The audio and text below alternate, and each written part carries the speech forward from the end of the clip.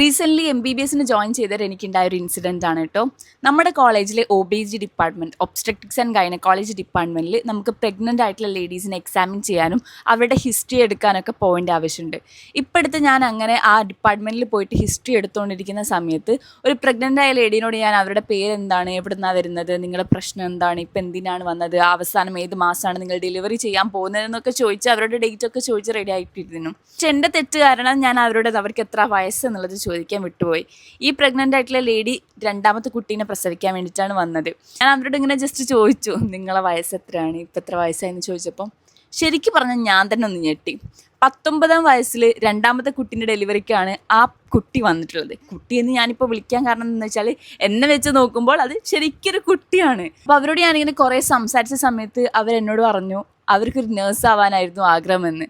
അപ്പോൾ ഞാൻ അങ്ങനെ പറഞ്ഞു, ഓക്കെ പിന്നെ എന്തുകൊണ്ട് പഠിച്ചില്ല? അപ്പോൾ പറഞ്ഞു, എൻ്റെ വീട്ടിൽ നിന്ന് അത്ര സപ്പോർട്ട് കിട്ടിയില്ല, എൻ്റെ ഫാമിലി അത്ര സപ്പോർട്ടീവ് ആയിരുന്നില്ല, കൂടുതൽ പഠിക്കാനും അല്ലെങ്കിൽ ജോലിക്ക് പോകാനൊന്നും സപ്പോർട്ടീവ് ആയില്ല എന്ന്.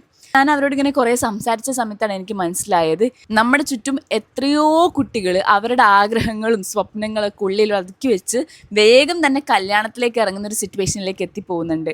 അത് കേട്ടപ്പോഴാണ് എനിക്ക് ശരിക്കും മനസ്സിലായത് ഞാനൊക്കെ എത്ര പ്രിവിലേജ്ഡ് ആയിട്ടുള്ള ആളാണെന്ന്. ഇത് അപൂർവങ്ങളിൽ അപൂർവമായിട്ട് നടക്കുന്ന കാര്യമൊന്നുമല്ല കേട്ടോ. നമ്മുടെ വാർഡിലൊക്കെ ഒരു 10-20 കേസ് എടുത്തിട്ടുണ്ടെങ്കിൽ അതൊരു 10-12 കേസെങ്കിലും ഉറപ്പായിട്ടും ഇങ്ങനെ 19-20 വയസ്സുള്ള കുട്ടികളായിരിക്കും. എന്ന് വെച്ചാൽ 18-ാം വയസ്സിൽ തന്നെ ഇവരെ കല്യാണമൊക്കെ കഴിഞ്ഞിട്ടുണ്ടാവും. ഒന്ന് ആലോചിച്ച് നോക്കിയേ, ഇപ്പോഴും നടന്നുകൊണ്ടിരിക്കുന്ന കാര്യമാണ്. ഗേൾസിൻ്റെ എഡ്യൂക്കേഷനോ അവരുടെ ഒപ്പീനിയനോ അല്ലെങ്കിൽ ഫിനാൻഷ്യൽ ഫ്രീഡം അറ്റൈൻ ചെയ്യണം എന്നുള്ള അവരുടെ സ്വപ്നത്തെ പോലും വിലവെക്കാത്ത ഫാമിലീസാണ് നമ്മുടെ ചുറ്റുള്ളത്. നിങ്ങളുടെ സിസ്റ്റേഴ്സിനോട്, നിങ്ങളുടെ കസിൻസിനോട് അല്ലെങ്കിൽ നിങ്ങളുടെ ഉമ്മമാരോടെങ്കിലും നിങ്ങളൊന്ന് ചോദിച്ച് നോക്കുക, അവർക്ക് എന്താവാനാണ് ആഗ്രഹം, അവർക്ക് എന്താവാനായിരുന്നു ആഗ്രഹം, അവരിപ്പോൾ എങ്ങനെയാണ് ജീവിക്കുന്നുള്ളതെന്ന്.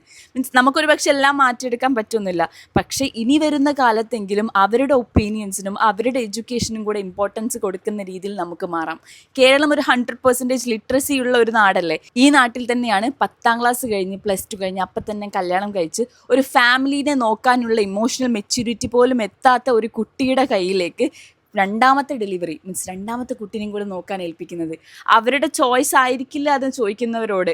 18-19 വയസ്സായ ഒരു കുട്ടിക്ക് ഒരു ചോയ്സ് എടുക്കാനുള്ള ഓപ്ഷൻ പോലും ഉണ്ടാവില്ല, അവർക്ക് ആ ഇമോഷണൽ മെച്യൂരിറ്റി പോലും എത്തിയിട്ടുണ്ടാവില്ല എന്നാണ് പഠനങ്ങൾ പറയുന്നത്.